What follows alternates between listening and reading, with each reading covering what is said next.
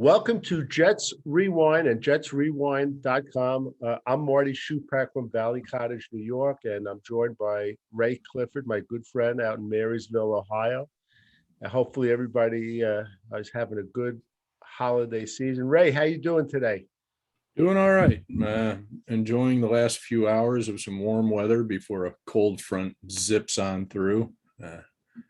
It's like 60 degrees right now. It's supposed to be down like mid 40s by early afternoon. So, and the Yeah, wind's kicking up. So, I get the weather report from Ray because Ohio, because then we get it like within 24 to 48 hours in New York.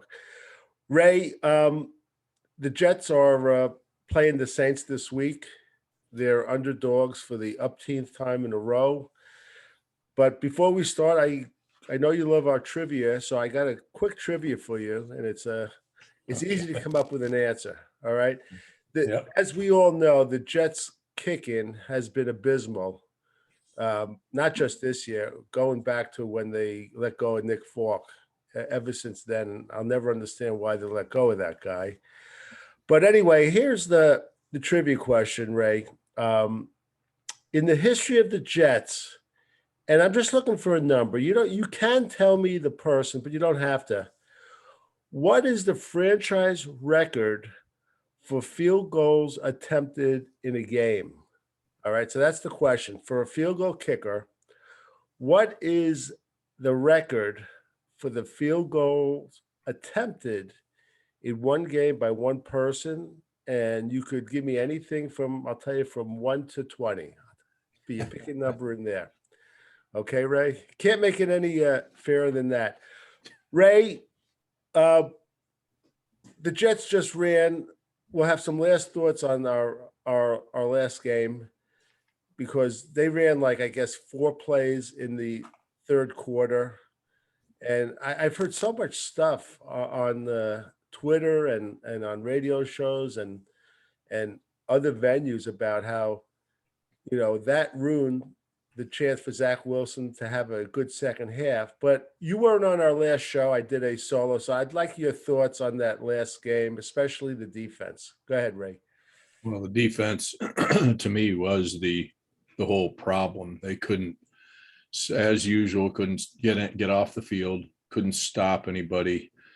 As soon as they named Gardner Minshew the starter, I knew we were doomed because we make every second-rate quarterback look like they're being fitted for the gold jacket. And once again, we did that. And the announcers made it sound like he was unbelievable, but I could not believe between the poor tackling was one thing. But every time my sound just changed, didn't it? Yeah. Every time. I'm going to hang on 1 sec. Go ahead. And again, this is we're recording this on Saturday morning about 8 we start about 8:15 Eastern time. Right. Jets Rewind. Go ahead, Ray. Could be better again. Every time he dropped back to pass and throw the ball, it was stunning to me how much room the receiver had, how much of a cushion they were being given. He'd throw the ball to guys that had nobody on them. And they were making it sound like Minshew was, threading the needle like Joe Montana or something. And then Ashton Davis on the tight end, all he does is bump him in the back when he catches it, and then he runs into the end zone.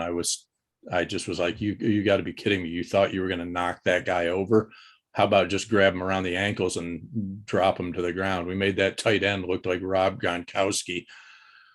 Right. Between the tackling and I just didn't understand the defense in a lot of situations.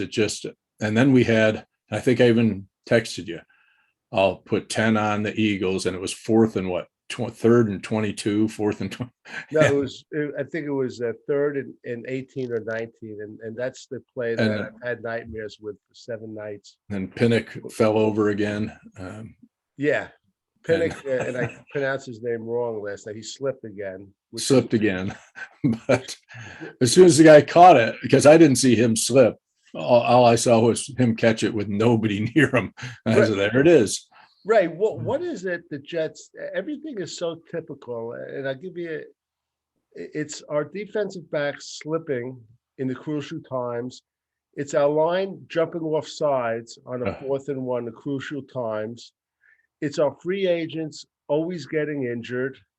It's over and over and over again. It's letting the opposing quarterback, as you said, Ray, look like Johnny Unitas every game. It's just everything is so typical of Jets. It seems like it doesn't matter who the who coach? the general manager is, who the coach is, who we put on the field. It's like we're one long loop. It reminds me of the old Twilight Zone when William Shatner and his wife could not get out of that town the longest time. It's just like over and over again. And Ray, you mentioned him, and we've both been sticking up to him, but Ashton Davis, he's not playing very good at safety, Ray. He No, just he's struggling. I don't think I don't think he'll ever be like the Marcus May, Jamal Adams safety, who's the one that's kind of running the show. I think he's the kind of safety that can be the off safety and the one who can blitz him sometimes and make plays that way. I don't think he's the guy we want in the back on the backside. But right now, I don't think we have a lot of choice in the matter because it seems like, either we have a bunch of guys who have very little experience or the guys get injured. So I'd be shocked if he's in that spot next year. Assuming he's on the team and assuming he's on the field, I think he's better suited to playing kind of like Jamal Adams did. But we'll see. I mean, it wasn't just that. I mean,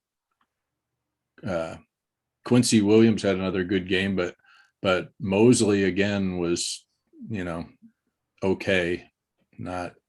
Could I just mention about Mosley? Because I in the last podcast, I just said how this guy, I believe, is overrated, and we've been overrating him. And I know that when he went out with that injury in that Buffalo game, things changed. He had an incredible game that game up to that time, and he actually got a tip ball returning for a TD, a pick six. But in baseball, Ray, they have players that they call like I think it's accumulators, where they accumulate stats. Their stat line looks good, but when you look deep into it, they don't make the clutch hits or get the clutch RBIs. So after every game, CJ Mosley, his stat line looks pretty good, but I just don't see him making some game-changing plays, and he's making too many mistakes at crucial times, going off sides, giving up a third down pass. Go ahead, Ray.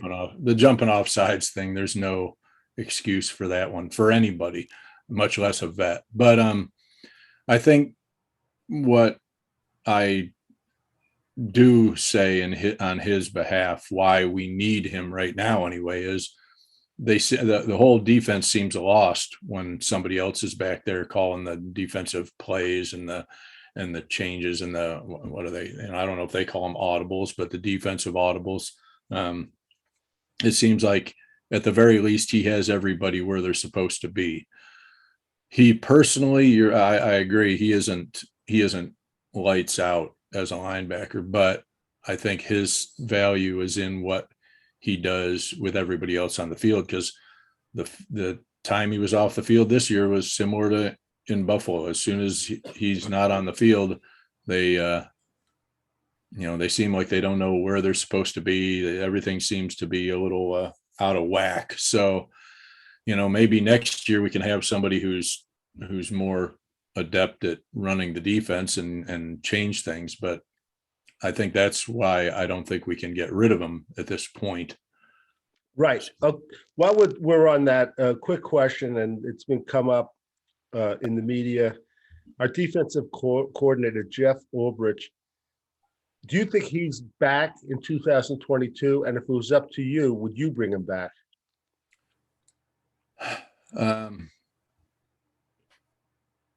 Me personally, I don't like our defense. I don't know if it's him or the personnel at this point, because at times they played well.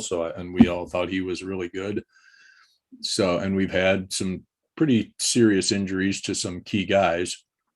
I think you can't understate what a difference Lawson may or may not have made. We'll never know to this defense based on how he was playing in the preseason. Carl Lawson, not to be mistaken for Shaq Yeah. Lawson. Well, we did. we gained the other Lawson in the preseason. We lost the main one in the preseason, and so, I mean, that one player could have made this defense completely different. The part that scares me and worries me is still how easily we give up big plays on third. I don't even necessarily have to be even big plays, just first downs. No matter how many yards they need, we give up plays to keep drives going, whether it be a penalty or a guy falling down or just a missed, could be missed tackles too, but sometimes the guys are open because the wrong guy is covering him, whatever it might be, or not covering him. They isn't on his man he should be on. They get confused. And it just stuns me how, and this, you said it, this isn't new to this year. This has been a Jet defense issue for as long as I can remember, that they just give up plays. Maybe since the sack exchange, I think, is the last time I felt like our defense was dominant, like literally dominant, not just good, but literally dominant. All right, Ray, let me, I'm going to attack you. All right. Yeah. Enough with the Nancy Pelosi answer. Is Jeff Ulbrich back next year as the Jets defensive coordinator? Well, you're asking me to know what's in Robert Saleh's mind. I want to know if it was up to me. No, I don't think it would without changes. Okay. But part of me, and I think part of Saleh is going to say, yeah, but he had to deal with a lot of injuries and I think Saleh is going to give him another chance, at least at the beginning of the year. I think Robert Saleh is very loyal. I think he will give him a chance. I think there'll be pressure from upstairs. I'll tell you one of the names I heard being floated around. I think it's a long shot. Former Jet Jim Leonard, who's the defensive coordinator of Wisconsin. You got to figure he likes Rex's style of defense, so he would probably run that kind of attacking defense. Yeah, I don't see him in, because even though his name, I've heard it floated around, I've also heard that after this year, with these big college coaching changes, the next wave next year, he's going to be in the mix for a pretty good head coaching job. So I think he'll be back. If it was up to me, I'd bring him back for one more shot. I just think there's so lack of talent. It's just incredible. If I was the opposing coach, the offensive coordinator, I would do every play. I would just throw it into the flat, because we don't know how to cover anyone in the flat, whether it's a screen pass, no screen pass, whatever. It's a low risk play for the opposing team.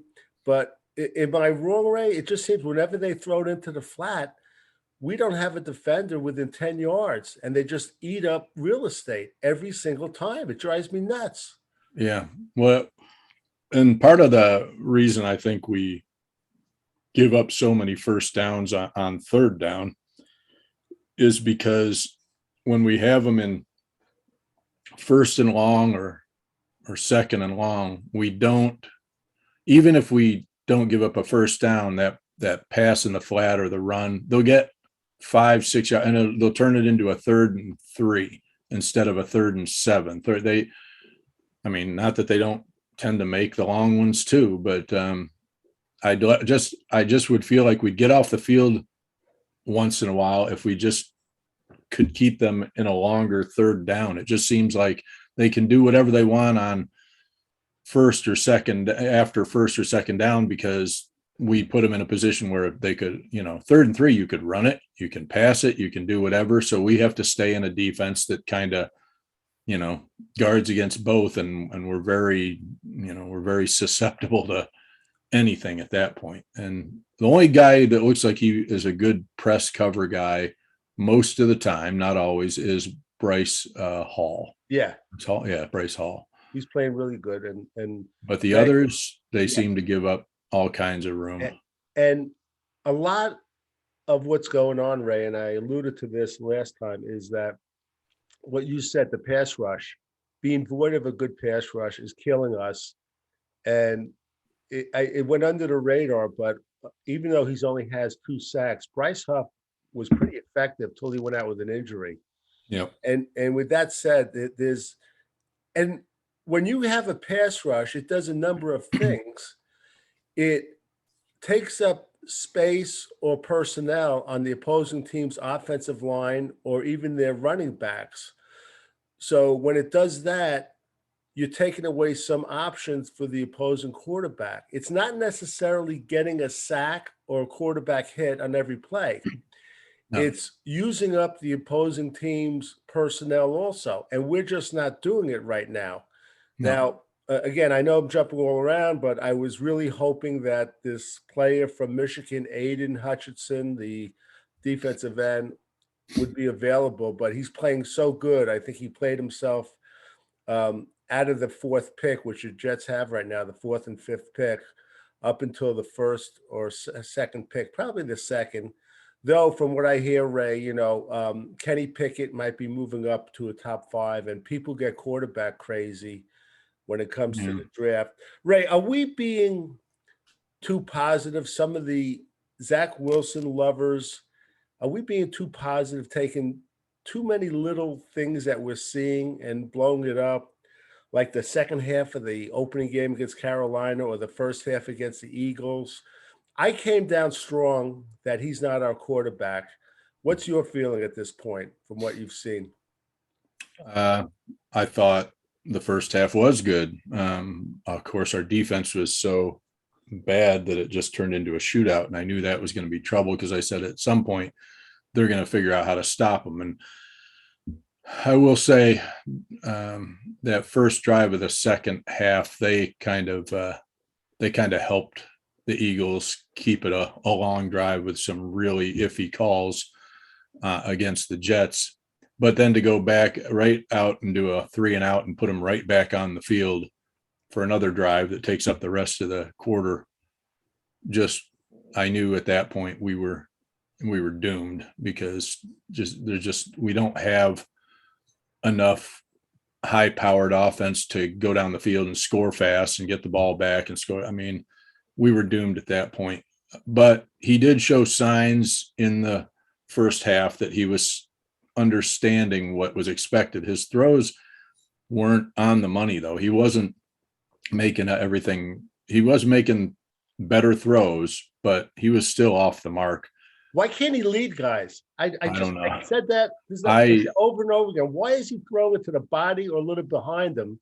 My guess is that despite people thinking BYU is still big college, it's not small college, but you aren't seeing the receivers like an Alabama has, like Ohio State has, or Clemson or Notre Dame has, these guys who are NFL ready talent coming out.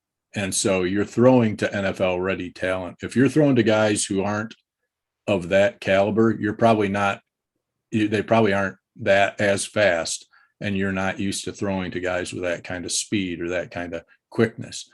So he's got, that's correctable. I mean, he can get that down. I thought the biggest comment out of the 2 guys on TV last game, I thought the biggest comment they made during the first half was talking about Joe Flacco. And I thought he said Jalen Hurts. I don't think he said Gardner Minshew. They said they loved having him in Philly because they learned so much from him. And then they said, and in the short time he's been with the Jets, Zach Wilson said the same thing. He's learned so much from Joe Flacco about being a pro, about how to approach things, about how to handle the pressure and how to handle certain situations. And that to me was the biggest, the most telling comment for me about what we griped about all preseason was, Why haven't they brought in a vet? And why did they let Flacco go? And this, I think part of why Zach looked better in the first half was because we brought Flacco back, somebody for him with on the field ability, on the field experience currently, who could just kind of mentor him and talk to him. And you saw him talking to him, when they were off the field. You saw him talking to him on the sideline. So I think if we're going to see any progression, it's going to be, because of that. And over the rest of the course of the season, we're going to see if Zach continues to grow. Well, I'm not going to agree with you, Ray. I respect everything you say. I think it's a lot of window dressing, overrated, this Joe Flacco. I mean, we brought in his personal coach. We're doing and he played like hell under his personal coach that first week. And like I said 2 podcasts ago, he's got 4 games into the 2022 season, and then he's on my bum list. But Ray, you mentioned receivers, and I just want to come out and say, even though we all know they need help, another guard on the offensive line, they're full of holes on defense, and we said it, that they have 9 picks. I would use 7 of those picks on defense, but I got to tell you, Ray, I'm really leaning, and it's against a lot of my fundamentals. This Olave, I love that guy in Ohio State. You know that. I would love to pick him somehow on one of those 2 first-round picks. And I really love this guy. I think he would add so much. Ray, the injury situation with the Jets, I was looking into it. It is, and it seems like it's year in and year out. It's awful every single year. The only team I came across that might have more injuries is the Baltimore Ravens. I don't know what it is. The Jets said they started a new healthcare maintenance thing within their team. I think it goes beyond that. They have to evaluate, and I wanted to mention last time, I think they have to really evaluate the turf they're playing on, because it just seems not just the Jets, but opposing teams are getting injured there. I think the Jets and the Giants have to put their heads together in the offseason. Now, someone mentioned that they are going to change the turf. I don't know if you heard that. I don't know if, did you mention that, or was it someone? No, it wasn't me, but it would, if that helps, I'm all for it. But, I will say injuries are all over the league this year, and the Achilles tendon is happening everywhere. Changed again. Just want to let you know. Really? Okay. I'll fix it in a second. But Ray, you know what? If you remember going back to last year when they hosted San Francisco at MetLife Stadium, and there were a number of injuries on the 49ers, even the players were saying that they thought something was wrong with the turf. Do you remember that? Yeah, and I remember the league sent out officials and people to check it and look at it, and they said it's not the turf. And like Bosa getting his foot caught under him, that's not necessarily a turf issue. I don't know that that wasn't just the freak angle he got. He was getting blocked at a weird angle. He got his foot caught under him. A couple of the other guys got things, like the quarterback, he got tackled low. That was, so it wasn't, I don't think it was all the turf, but there was an unbelievable number of injuries in that game. Then they tried to say the turf is crap and all that. And I don't know, injuries happen, and we'll see if it, it would be fine. If they think that's an issue, go ahead and change the field. I mean, do they use a different turf than everybody else? I figured it was only a couple companies that do that. And, I'd be willing to bet that the Jets turf is also in some other stadiums. So, yeah. Okay. Well, it's something they have to look into. Ray, let me read off our free agent signings. Carl Lawson out for the year. Corey Davis out for the year. Yeah. Tevin Coleman, good signing. Keelan Cole, I think it was a pretty good signing. Sheldon Rankings, I don't think that was a great signing. I thought he would be better. Vinny Curry out for the year. LaMarcus Joyner out for the year. Jared Davis, he's a waste. That guy is a waste. I don't know if I'm missing any. I think I was missing one or two, but Yeah, just on the defense, you mean? Yeah. all over. No, I Oh, mentioned you forgot our Feeney. Feeney. our our What prized offensive line signing. awful signing, terrible signing. Oh, we Yeah, got what we paid for. He is what he is, and that's what he was in San Diego. So we knew what we were getting. but it's interesting. If you look back, um, even in 2020, the free agent signings, Brashad Perriman, a waste. Greg Van Routen, a waste. Connor McGovern, I think, is good this year. George Fant was a good signing. Alex Lewis, a waste. I wouldn't go that far. Alex Lewis was very serviceable, Yeah, and I don't think we paid a lot for him. So right. I thought Alex Lewis was what we needed. Yeah, Josh Andrews, he was a waste. The offensive lineman. Your favorite, Pierre Desir, Oh he was yeah. a waste. James Burgess Jr., the linebacker, I don't think he was that good. And then they had David Fales, a quarterback. Patrick Onwuser, the linebacker, we all thought was a great signing. He was a waste. Well, he just got injured all the time, didn't he? Did he even play? Yeah, never I to think he play. only But played Ray, like 2 games. he's and then if you look too, and um, at the um, at the draft, let me just see, let me just get it up here. The Jets 2020 draft, Mekhi Becton, jury's still out. I'm not optimistic. Denzel Mims, he'll be gone. Ashton Davis, he wasn't a good pick as it turns out. Though I just want to mention, Ray, his athleticism, and he had played a little defensive back in college. I would try him there 1 or 2 games, the rest of the games, see what he could do. Well, we've had Zabari, so many injuries at safety. I think they're just feeling like yeah. they're running out of guys they can put back there.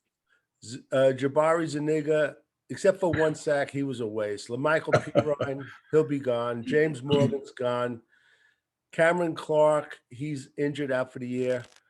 I thought we did an injury settlement with him. Is he still on the team? I'm not I sure keep hearing his what name that. I'm talked not about. sure. Bryce Hall, great pick. Yeah. 5th round pick. That was a fabulous pick.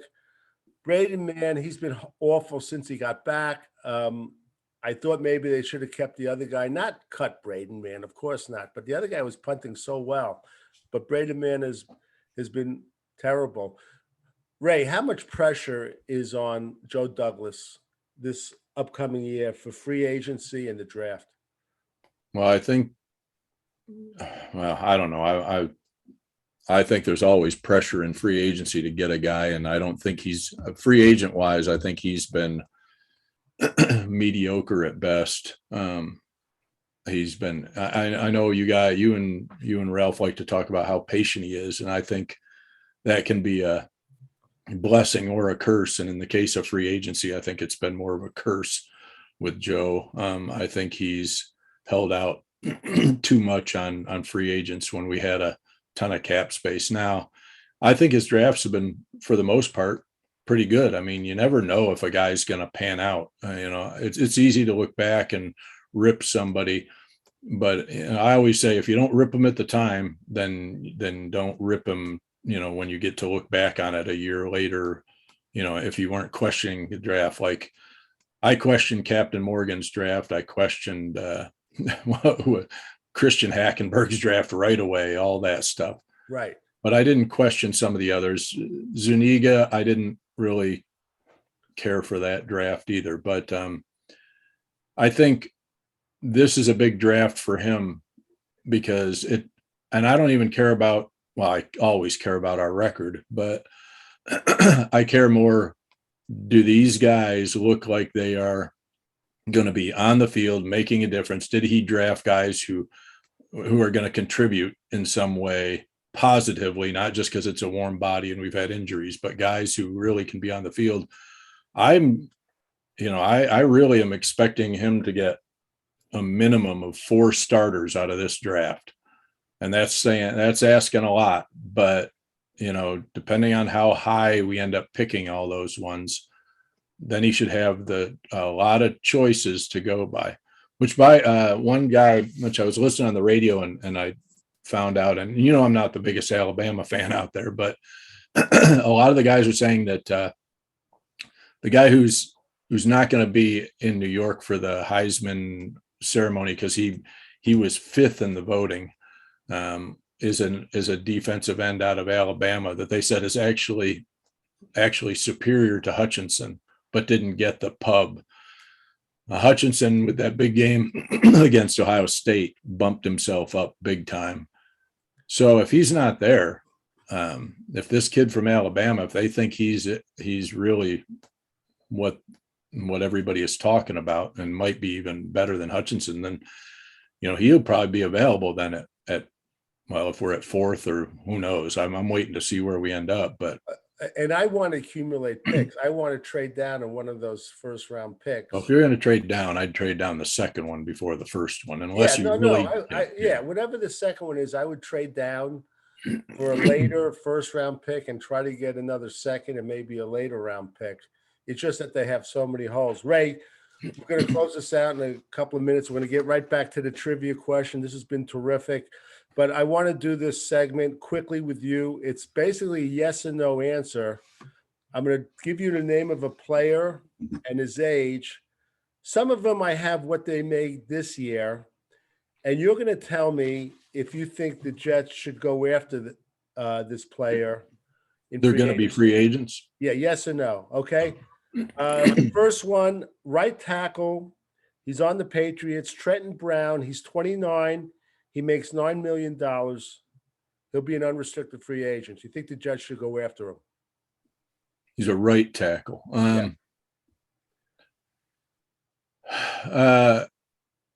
No.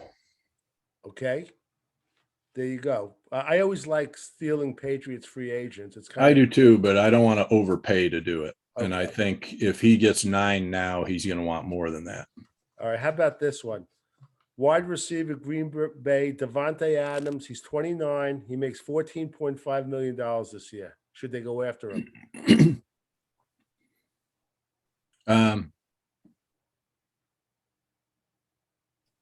No. No, that's all right. A lot of these guys are product of our Aaron Rodgers more than right. So no. I understand. No. It's me. I like having a big name once in a while too. Yeah, I do too, but I'm not sold on. I'll give you a couple of more. Outside linebacker. He's 32 years old. Chandler Jones. He made $16.5 million this year. He'll be an unrestricted free agent from the Cardinals. No, I'm not going to spend that kind of money on a guy hoping he repeats what he did with somebody else. And he's, like you say, he's getting older. So. All right. Here's one. I don't know what he made this year. I think he made like a 3 or 4 million. 27.5. Tight end from the Bears, Jesse James. I don't think he's a bad player. Is that a player you go after? I haven't seen a lot of him. I don't know if he's much on the receiving end. I do think we need a tight end. So if he's, I'd be yes, as long as the price is right. Yeah, like you say, I don't know what he makes. So yeah, I would go after him too. If the price is right too. And I think the Jets have to draft at least one tight end. I think they will. Yeah. The guy I really like is the guy in the Dolphins. Jasicki is his name. He's an he's an unrestricted free agent. I think he's from New Jersey. I'd love the Jets to get him. Here's a name that came up last year associated with the Jets, and he's had an off year. I'm not sure what he made, but wide receiver, he's 28, Allen Robinson.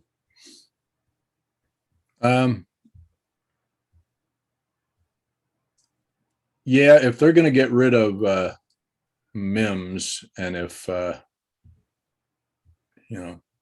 don't know.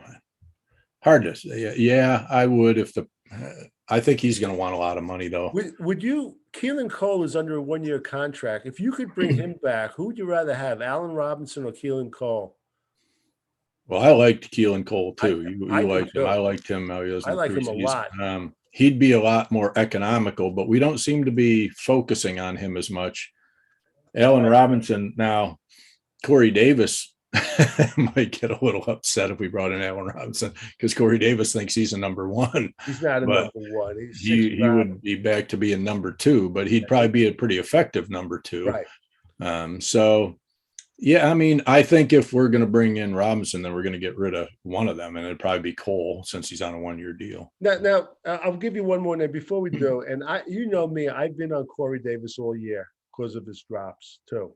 And I also said that our quarterback, Zach Wilson, is not making it easy the way he's throwing passes. No, he's I not. want to give him credit though, Corey Davis, because this core injury, he actually tried to play through it and he showed a lot of toughness.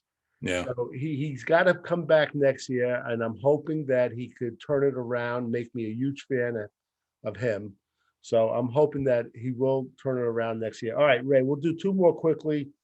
Outside linebacker, 33 years old, Von Miller. He's making $19 million this year. No. Okay. And the last one, his name was associated with the Jets last year. 30 years old, a guard from Washington, Brandon Scherf. He's making $18 million this year. Let me just say this, because I follow offensive alignment a lot. If he's not tagged, and he won't be, his yearly salary is not going to be $18 million. He'll sign for like 3 years. It's going to be less. You think the Jets should try to get him? He's had some injury issues. Well, they have to look at that, but I was, even before you said that, I was going to say, yeah, I'd take a chance on him and then go after maybe a right tackle in the draft. Let me ask you this. Brandon Scherf, 30 years old. You sign him 3 years, 3 years, $41 million, 2 years are guaranteed. Would you sign that contract?